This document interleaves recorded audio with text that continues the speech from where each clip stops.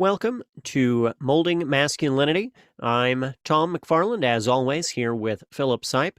And today we're going to be talking about male body image issues, which encompasses a lot of things, all the way from issues with body fat percentage and size, height, body muscularity, strength, uh, all the way to facial hair and yes, even penis size. Everything involved with male body issues. Do you want to start us off, Philip? Sure, yeah. So this is something that I've personally struggled with as someone who is, in a medical sense, overweight, and is, dieting and stuff. There's a lot of stuff that is. This is one of those interesting issues that is tied up in a lot of places where there is a sort of blurring of the lines between society and social expectations and scientific realities in medicine that is an interesting sort of balance to strike. So trying it's something that I actively am sort of participating in every day as I'm dieting, trying to improve my own health while trying to not feel like garbage for not already being healthy, not looking like an Adonis type of thing. So this is definitely something that will have a meaningful impact on me personally, and uh, it's something that I think is something that a lot of men struggle to talk about because you know uh, there's such an obvious thing with women and the unrealistic expectations put on them and their appearance that it kind of feels a little bit bad sometimes to talk about it from the male perspective because women do have it so much worse. uh, but I think you know our issues are deep and complex as well, if perhaps slightly less prevalent. Yeah, I agree. And I mean, and I also have struggled with elements of this from a different direction, I think, and that I have really almost my whole life, as far as I can remember, struggled with a concept of feeling the opposite direction, like I was too skinny. I always felt like I was too skinny and I lacked enough muscle mass. And because I lacked the quote proper amount of muscle mass, I was not properly masculine. I wasn't a proper man. I wasn't that of which I needed to be. I wasn't, like these ideas that, earworms that worked their way into my brain that I'm wasn't attractive, that I wasn't capable of doing the things that I needed to do as a man, and that I was therefore just, lesser. It builds these insecurities that kind of build up in layers and layers and layers of issues that it can take a whole lifetime to work through, and it really is it's something that I think a lot of men face, and it's something that I think is completely unrecognized in a lot of our society. I mean, and it's not like I in absolutely no way want to paint a picture that male body image issues are greater or lesser than issues related to women's body issues. I do not. It's not a race. It is not a competition. It doesn't need to be, and it is. It's counterproductive to look at it in any such of a way. But it is to say that it is, this is something that we don't talk about as a society, and that it affects the large overall view of body image issues in America and among people. That is a very big issue, and it really, really, I don't think I have ever. Honest to God, I don't think I have ever talked to a single man who didn't have some kind of a body image insecurity, one way or the other.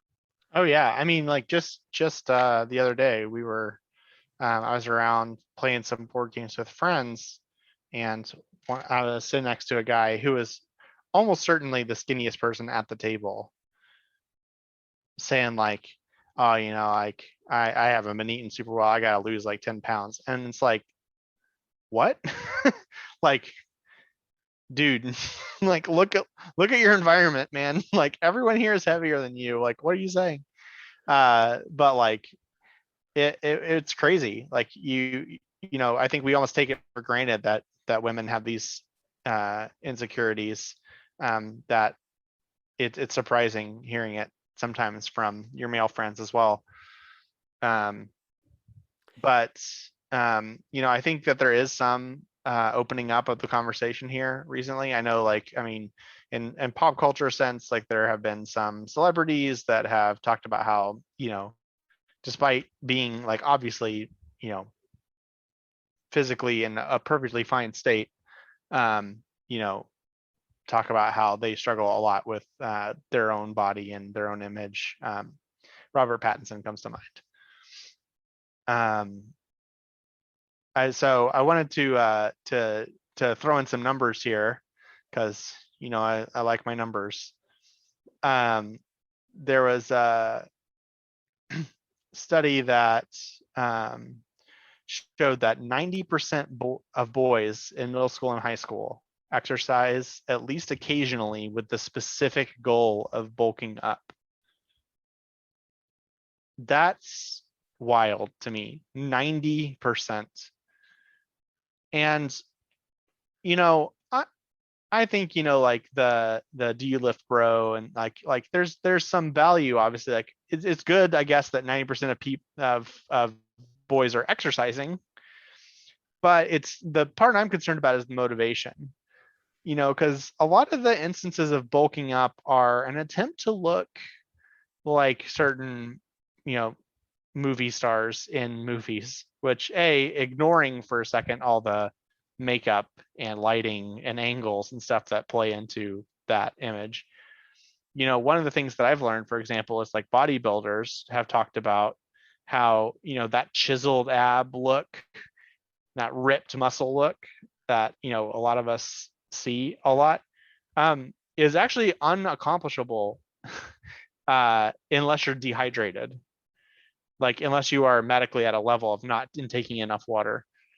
That people who do those competitions, for example, will intentionally dehydrate themselves right before a competition so that they can achieve that look, and then they will go back to what you might see as a little bit more, for lack of a less derogatory sounding term, pudgy appearance. I mean, they're still strong and very like big, muscly men, but like they don't have that chiseled look because no one does unless they're doing something actually negative to their body.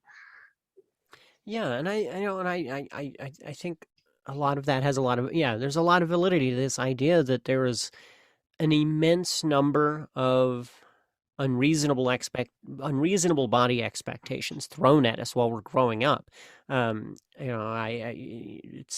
It's something that I think is especially important right now with the explosion of Marvel and superheroes and all of this. And we've all seen so many of these superhero actors come forward with these massive body changes that they have accomplished. And like, Chris Pratt losing like 40 pounds in 6 months, and other actors gaining 20 pounds in 6 months. And it being this completely unrealistic thing for most people, right? Like your job, for average folks, like our job isn't literally to do that because we aren't literally making other people billions of dollars to do it. It's a it's an unrealistic expectation, but it also trickles down through like, yeah, like sports expectations, athletic expectations that we put on young boys, things that we specifically tell young boys of like, oh well, if you want to be like a real man, or if you want to be really like tough, cool, awesome, all these things, you have to be able to compete at this level in various sports, you have to be able to look this certain way, you have to be able to do these certain things. That is just an inaccuracy of reasonable. It's just not how humans work. Like athletes are fine. Athletes are cool. I am 100% down and all right with people being athletic. I work in a end of athletics right now, but across human history, we have never made every single child who enters education be expected to be an athlete. And I think in a lot of spaces, specifically low income spaces, we do exactly that to young boys. We expect all of them to be athletes. You want to go to college? You better get that college scholarship. And if you want that college scholarship, you have to have an athletic body. We put so much on that. Like, it's not just about trying to instilling it's not just about the way that society instills these ideas into us that women are only going to be attractive to us if we have athletic builds, but we also instill it into young boys that they will never financially succeed or survive without having an athletic build and being athletically capable, and that is so toxic. Yeah, agreed. And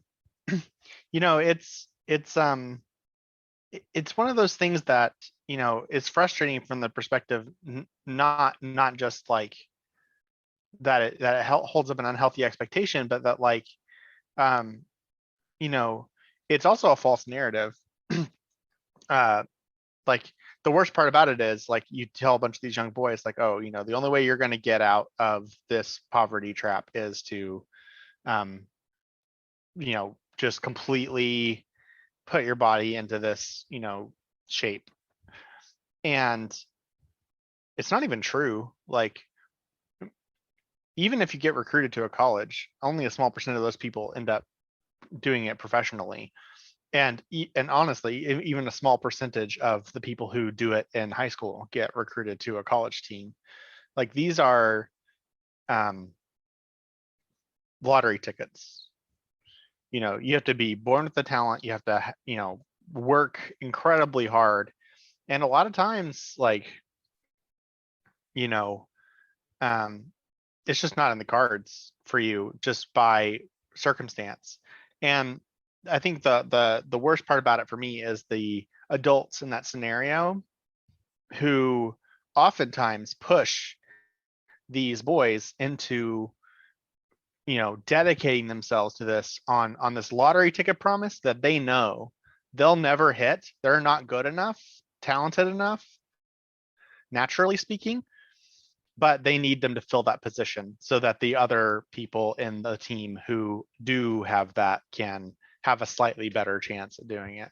Like, essentially sacrificing them and their potential on the altar of um, some masculine ideal of an athlete. Yeah. And Got to it's very sad.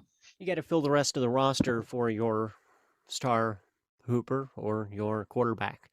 And it's toxic and it's painful that we do this to the young men that we're trying to raise. Yeah, and the all the body insecurity stuff is not restricted, by the way, to musculature and shape. And by that I mean like geometric shape, like not being in shape and healthy, like specifically like looking like you have big bulging muscles or whatever. You know, there's a growing market and like male beauty care. They probably wouldn't call it beauty care, but stuff like wrinkles for older guys, skin discoloration, and facial symmetry type stuff. Hair loss alone, interesting trivia fact, is estimated to be somewhere in the ballpark of 1.5 billion with a B dollars. That's just hair loss, by the way, like one thing, right? And male cosmetic procedures since 1997 have gone up by 325%. 3.25 times the number of cosmetic procedures for men happen now compared to 1997. And those include, like, those aren't like, they're not like all what you'd expect. Liposuction is up there obviously, but like it's not just like fat reduction type stuff. There's nose surgery, eyelid surgery, male breast reduction, facelifts. Like, these are all major categories in those cosmetic procedures that are going on. And so, it's very clear that in modern era, the impact of male body image is being projected over mass media is having a profound impact, not just on each of us individually, but like you can see it in the numbers. The surgeries are up, the industries, the male beauty industry is growing. People are spending an egregious amount of money on gyms and protein drinks and stuff, all to achieve this sort of ideal that is almost certainly not what a doctor would say is the ideal physiological state. So yeah, and I think there's a lot of validity to all of this. At the same time, I think there's um almost a it it th- there's almost a balance of bad going on here in a lot of ways for uh masculine presenting folks in that I eh, there's an element of what our society teaches us that goes to say that we shouldn't in any way care about our the way we present ourselves. Like I grew up being constantly told that like dressing nicely was a emasculine thing, an effeminate thing to do. To want to like like I wore like in high school I wore a lot of jewelry. Like I would wear like a rope chain. I would wear watches and stuff, and I caught a lot of flack for that because it was considered effeminate, quote unquote effeminate. And I think all of that is like that's bullshit. You shouldn't do that to people either. You shouldn't try to like that's bad and that's toxic in its own way. I think there is a balancing act that has to be done between this feeling insecure and trying to fill insecurities with things that are material and don't fill those insecurities, doing things that are dis engaging in dysmorphia and doing things that are toxic to your body and toxic to your life and your personal ability in the world, your ability to engage as a human being. If what you're doing is damaging that, it's not good. That's toxic. Um, but yeah, it's a balancing act. I mean, like one of the things that I thought was really kind of cool was when I lived in China, I had a lot of Korean friends, and I learned that it is very common in Korea for men to wear makeup. Um, and like it was just like men cared about their look and appearance. And as a generality in Asia, there was a care that was put towards men's appearance that was I am certain there is an extreme end of it that is very toxic, as there most certain that capitalism drives it in that sort of a way. But there was a lot of it too that also felt very freeing. Like when I would go to a mall, for instance, like the malls in China, which were massive, there would be literally just as many men's clothing stores as there were women's clothing stores. I like literally spent a whole day going through the mall shopping for leather gloves. I just wanted a cool pair of leather gloves. And it was like in America, I would feel like I would probably still go to a half a dozen men's clothing stores and probably find the exact same pair in every single store and just have to settle and be like, well, I guess this is the pair of men's leather gloves that is available because not enough men want to wear nice designer leather gloves. And while I was in China, it was like, nah, I had every single store. There was 24 different varieties of different stitching with different, in things done in different colors and all these different things. You could actually shop for that element. Um, in a way that we just can't here because of the way that society has driven men to like, no, you're not allowed to care about your looks and your personal presentation, but yet we also tell men that they have to fit a very exacting niche or else they're not men.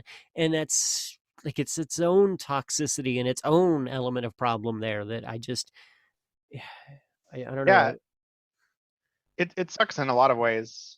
I mean, the I remember as like middle school, high schooler age, like one outfit I used to like to wear is I used to put on like a plain t-shirt and I would wear these button-up shirts over them unbuttoned that had all kinds of like colorful designs on them, fire or like a dragon one. And I like, sure, it's like, maybe a little bit over the top for like, you know, like like maybe the designs were out there, right? But there I was this did the sense of same like, thing. We probably had some of the same oh wow, shirts, honestly. that's amazing. Like, and I loved that. I don't know. I felt like I was wearing a cape. It was cool. Um, but like, I got taunted for wearing that stuff sometimes. Uh, I don't know. It was just like easier not to do it eventually, even though I liked it. And eventually the shirts got a little bit small as I got bigger. But it's exactly that. It's like even like a little bit out of line with like what we expect boys to wear. It's like, it's immediately slapped down, not by anyone who's going like, you have violated the standard for men written in the skies and therefore will be admonished. It's oh, people make fun of me, or um my parents say like, are you sure you want to wear that, like that kind of thing. um and it's always a soft sort of power that's exerted. And I've always been a little bit jealous of like women's clothing in that like they're so much more expressive. It's why so many of my shirts are like graphic tees, because it's about as much as I can get away with it, as having something cool or interesting or expressive to wear. Um, and also, I'll just point out like having occasionally dressed up as a wizard for Halloween, and wearing like what is essentially a dress, uh, like that breeze is nice. You know what I mean? Like pragmatically speaking. As a McFarland, I agree with you. And the kilt is very comfortable and very breezy and delightful, and we need more positive affirmation to kilt wearing everywhere around the globe. And I mean, like, yeah, and we have this such a gender. We've gendered clothing in such a silly way where we never realize that it's silly. I mean, high heels were originally a men's shoe. Like those originated in the 16th century as a men's shoe. High heels were something that men would wear to accentuate their calves because I think it was King Henry VIII had like some ballin' ass calves, and so everybody just wanted to replicate those calves. So the high heel shoe became very popular among men. And I mean, and we think about that as like, an ancient element, but all the way up into the 1970s, you can find high heeled men's shoes. A lot of cowboy boots, even today, which are more like the 70s style, have a real mighty tall heel. And it's one of the reasons like I love cowboy boots, because cowboy boots are almost like the most expressive shoe that men can get away with. Like, you can have a whole wall of cowboy boots, as I almost do, and nobody questions your masculinity in that.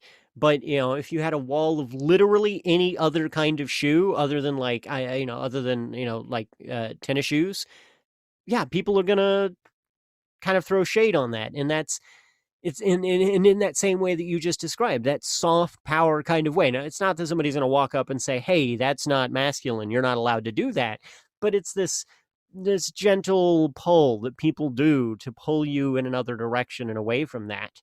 And it's foolish and it's unnecessary. And frankly, anything that anybody wants, your clothes don't dictate your gender, your sexuality, or your masculinity or femininity or anything of any nature. However you want to dress it should be an expression of yourself. Like the only purposes that clothes serve is the pure purpose of protection against the elements and to express who we are. And so I think any limitation on that expression in any direction or the other is it makes me sad. Yeah, and there's a group of people for whom we are preaching to the choir here, and that is easily the like yeah gender non-conforming crowd. Those people sometimes decide to fluidly move between the masculine and feminine sides, this thing in a way that honestly sometimes marries elements of both in ways that every I'm not, I don't want to overgeneralize, especially not a group that I'm not a part of, but I do want to recognize it because it's important, which is that like you can there are plenty of examples of people who will pull things that seem obviously masculine and obviously feminine and just put them together, and they have the bravery to express themselves in that way, in a way that that defies that power, and they do suffer consequences for it. um, and they shouldn't, because who cares what someone else decides to dress or express themselves as? Like, what at that point, what's even the point of having such a hyper individualist society anyway? Setting that aside, like I think it's very easy to, there is a shock value to seeing that presentation because it's just very uncommon. But my experience is, there's a lizard brain reaction of, oh, that's weird and different, and therefore I don't like it. And there's the stopping and being like, actually, that person looks badass. And there have definitely been ways that people have expressed their gender that to me are very appealing, and I avoid doing because it doesn't match. Like, I think it looks cool, and I don't necessarily think it should be part of the gendered conversation of like what elements of appearance are male or female or whatever. um I think as far as expression goes, like throwing out the whole thing makes a lot of sense to me. But there are some things that I think would look cool that I will probably never have the bravery to do because I would face the social consequences, and it's just easier for me not to. Yeah, yeah, I understand that, and I mean, and I feel the same way. I have felt the same way a lot of times in my life, and well, I mean, like honestly, the kilt. I just made that kind of an offhanded comment about kilts, and I do that actually quite a bit. I throw up my Scottishness as a support of the kilt, but I don't own a kilt. I don't have the. I have never in the past in my life had the bravery to go out, purchase a kilt, and then wear a kilt out. And and I'll tell you what, the reason why I haven't done it is the exact reason as we started with here today, and it has to do with body dysmorphia. Same reason I'm not real comfortable wearing shorts. And honestly, this summer has been probably one of the first summers where I've forced, I don't know, forced myself to be comfortable is really that way, right way to put that, but I've changed my personal. Challenge yourself, Yeah, right? I've challenged myself to wear shorts more. Part of it is because I live in Oklahoma now and it's fucking hot here. That um, it is, although not as much this year, yeah, thanks to climate change among other factors. yeah, and I mean, so I started wearing more shorts, but I've always defended my not having a kilt and not wearing a kilt of like, oh, I love that. I'm so proud of you for doing that. Yeah, like do the thing. I'm not going to do that because I have tiny little legs. And the same reason I wouldn't wear shorts. I have tiny little legs. And, and then I finally just this summer, like, who cares? Anybody who looks at me and says, oh, that guy has tiny legs and shouldn't be wearing shorts, that's not a person I want to talk to, anyways. Why do I care what they think? Which I mean isn't to say that that's a cure for these issues. These issues are Yeah. real, and there is no simplistic shotgun shell cure to any of them. It's these are all things that we have to unpack and unlearn and continually address in our lives. I mean, as much as I say, that, oh, that's I just say decide that I don't care what they think. I do. I still do, even though that's the dialogue that runs in my brain. There's no way to make myself not absolutely in some form in such way care. And that's one of the things that I think we very often over rationalize these issues. The same as like with weight issues. We'll hear somebody say that they feel like they need to lose 10 pounds, and our immediate thought is like to rationalize that and be like, but you are already a much smaller than me person or a much smaller than other person. We rationalize that away, but those core elements, those core things that we have these compulsions and impulsions to do are not rational. And that's been the same thing for me. Of like, it's this.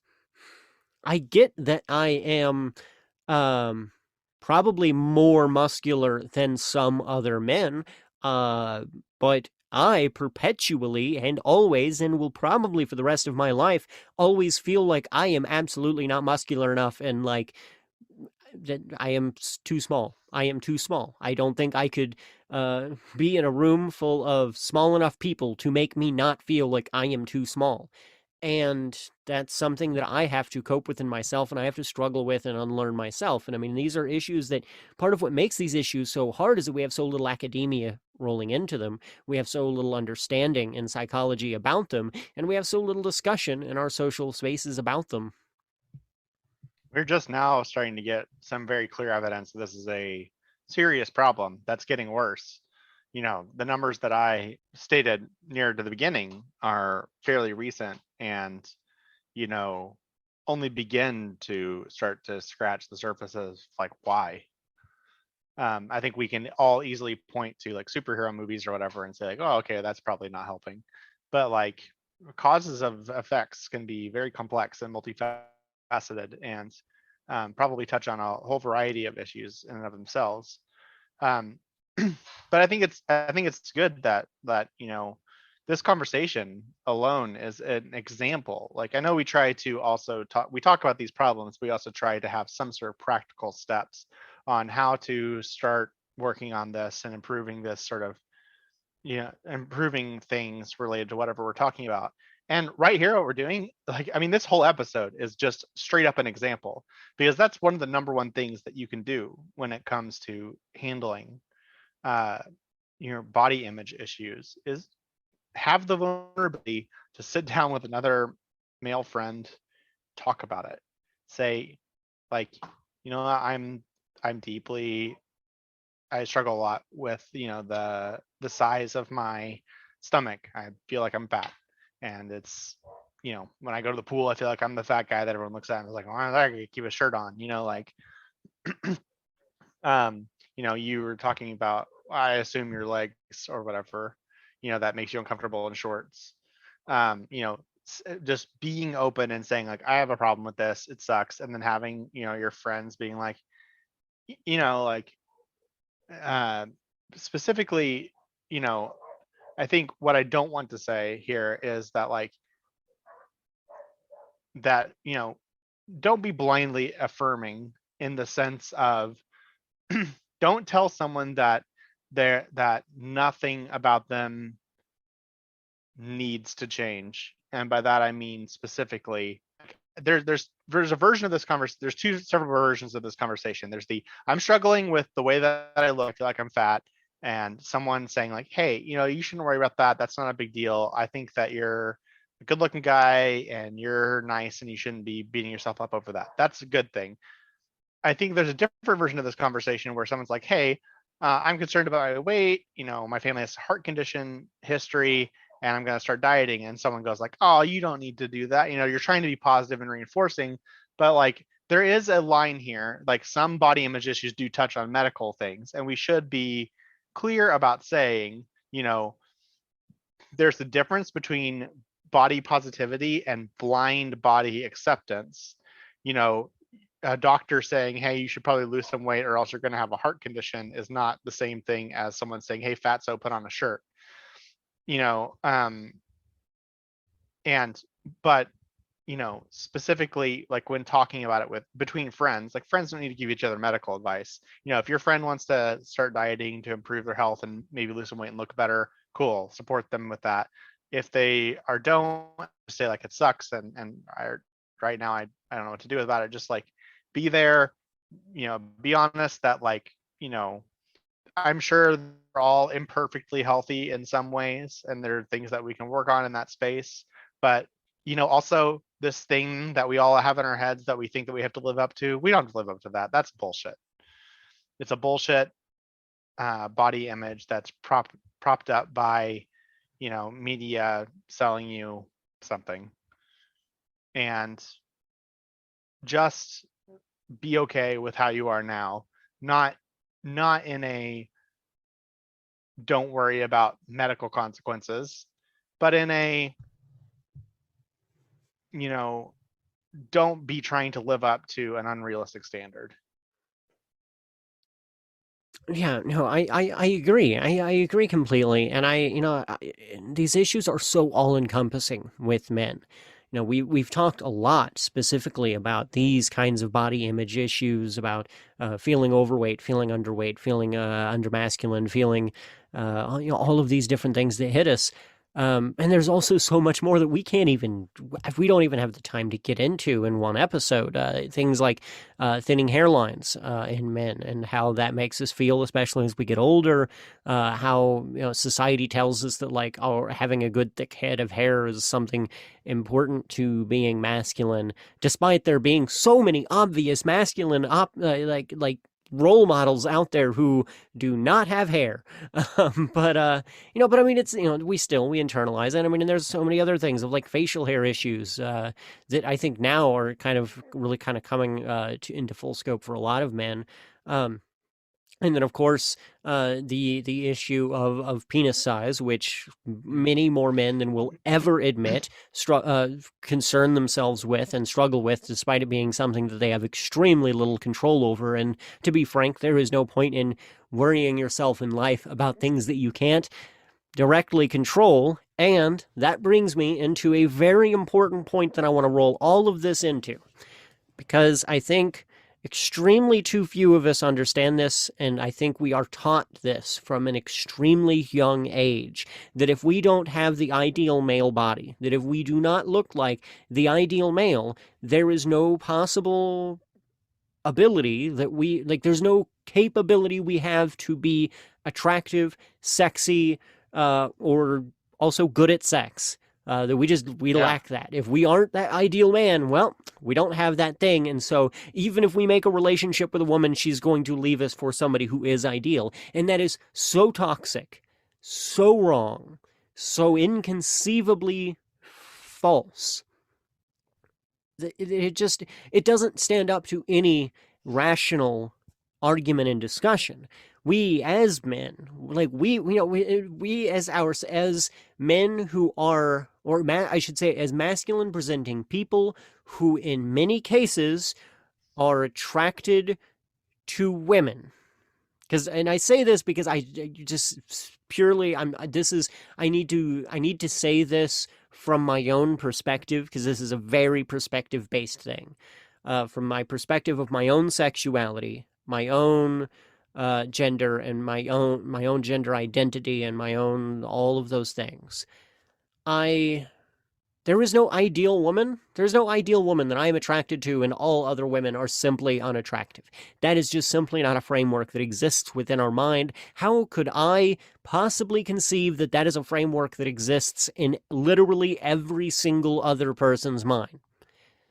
That logic just doesn't stand up, and I really would ask and challenge other masculine presenting people to ask themselves if that logic stands up.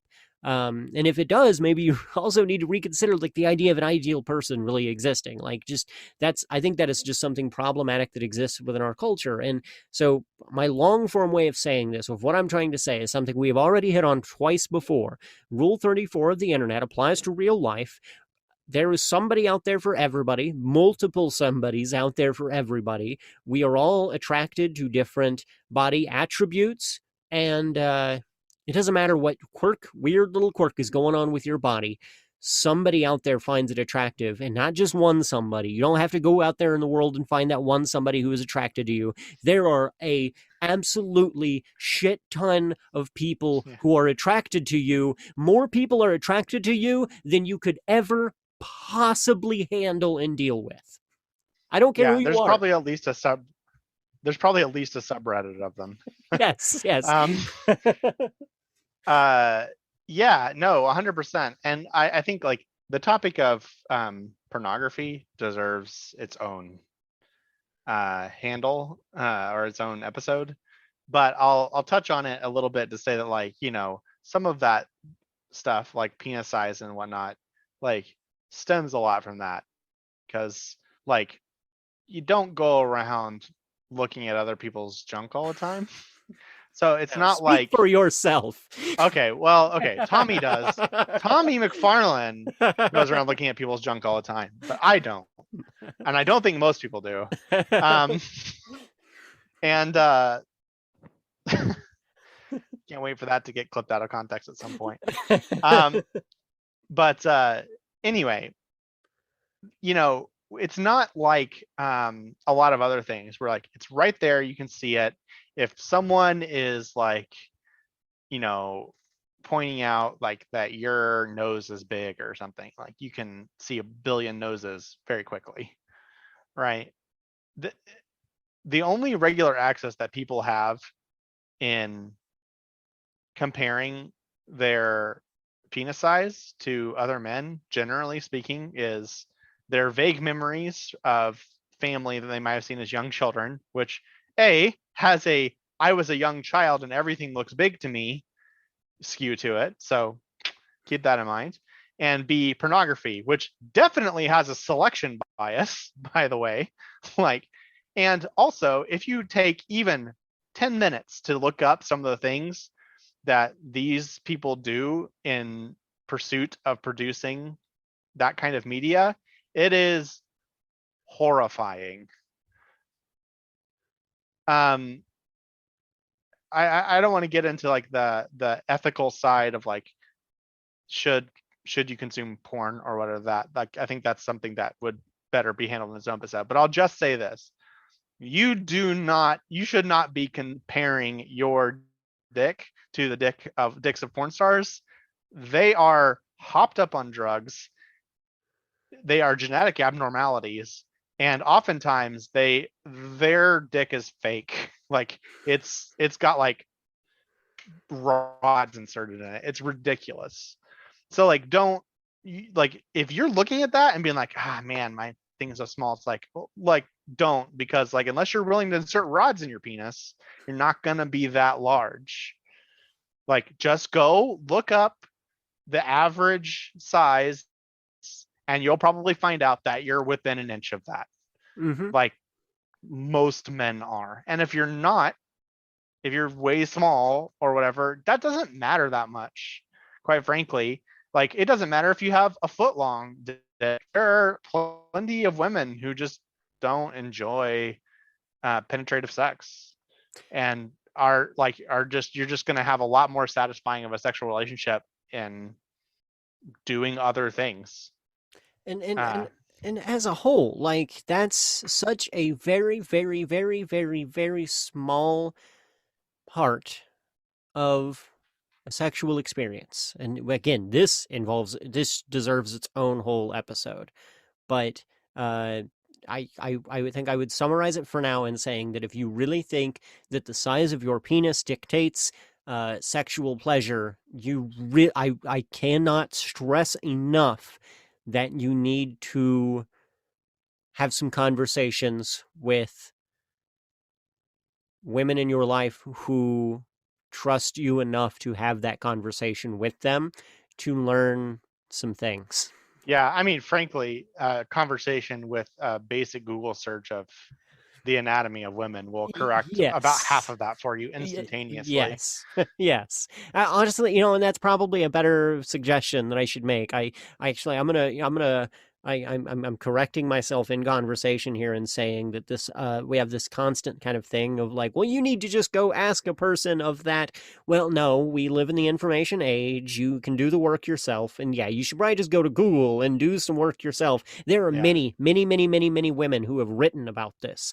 And I'm going to tell you, yeah, there is not a man on this earth who knows more about this than a woman does when we're talking about heterosexual sex now. And I'm being very heteronormative here. I am Yeah, yeah. aware of that. That comes from my own perspective in this. There are a lot of other elements here outside of heterosexual sex that deserve their own mention and discussion that I'm And not we are equipped. both deeply unqualified to speak about homosexual sexual encounters. Or at least I Yes. am. I can't Yeah. speak to your full experience, but Uh, uh uh, as of this date, I'm not experienced in that. Not saying that someday something might change, and I mostly say that because to enforce the normativity of that such things, we shouldn't be mhm. afraid of. We shouldn't be afraid of people assuming that we engage in such things. But yeah, yeah. I mean, that kind of wraps up everything I had to say on that particular end of the subject. I've definitely soapboxed quite a bit today. Yeah, yeah. I mean, I think this is very clearly important to both of us, and it shows like because like I know like listeners can't see either of us, at least not currently.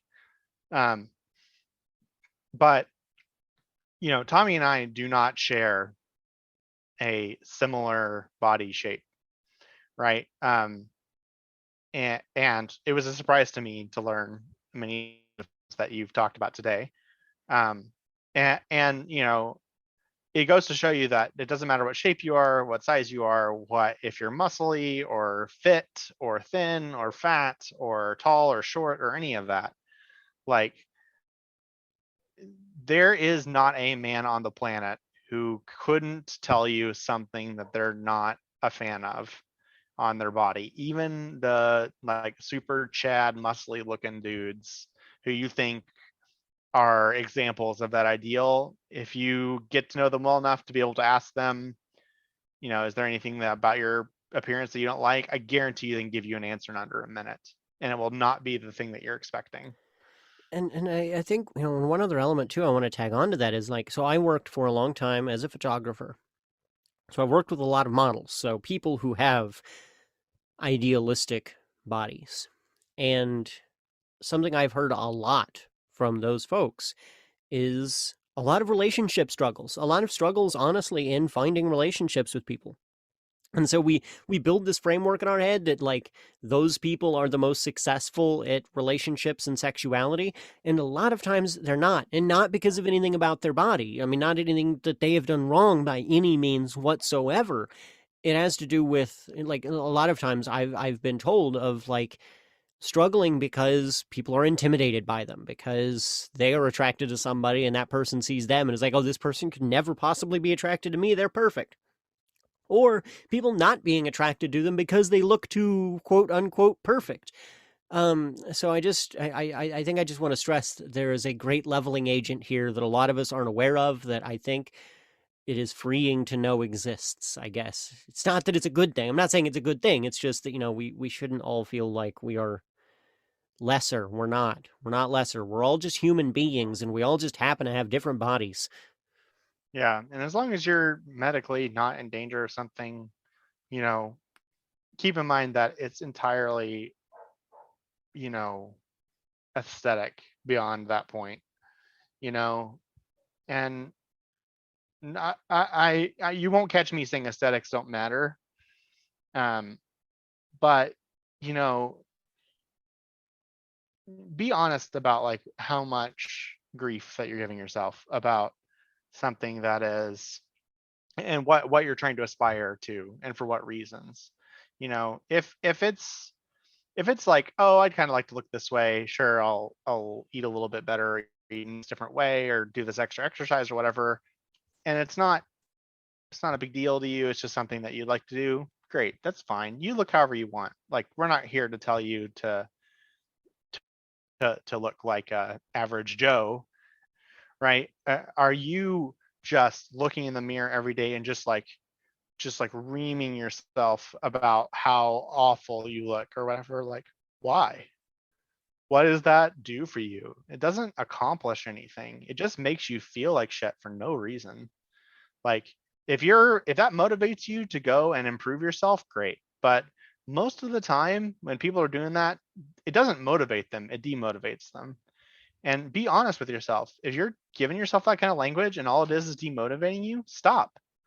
don't like recognize that all of that standard is bullshit and pick a different standard by which to measure yourself at. I mean, that's what I had to do for mine, right? I had to stop going, I need to look like Chris Pratt and go, my healthy BMI is this, according to medical professionals. To reach that BMI, I need to be this weight, and that is my target. And I'm going to eat better. I'm going to do a little exercise. And if I hit that number, however I look at that point, I need to be happy with, because that's real health.